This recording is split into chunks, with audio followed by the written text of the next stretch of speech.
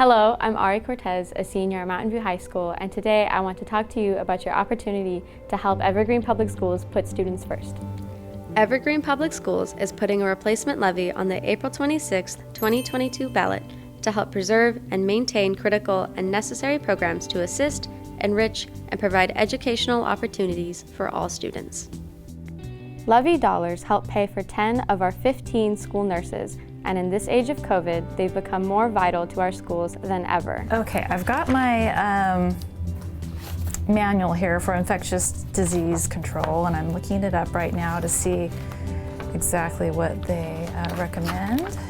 Heather Jensen is one of them. The more nurses we have, the better, and we can make sure that kids are safe and parents feel secure about sending them to school. One such student is Ella Filer, who was diagnosed with diabetes when she was just 14 months old. Now a Union High School graduate and a freshman at Boise State University, Ella says Heather Jensen helped her learn how to manage her diabetes and keep her safe and in class. It was honestly super helpful. I think growing up with Heather and having a school nurse, it is one of the reasons that made me so independent with my diabetes care.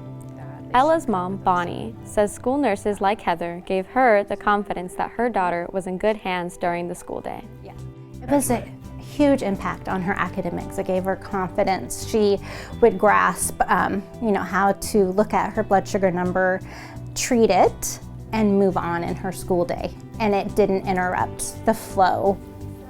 So, as you consider Evergreen's replacement levy, which will actually lower your local school tax rate, we wanted you to hear Ella's story and how school nurses are helping put students first.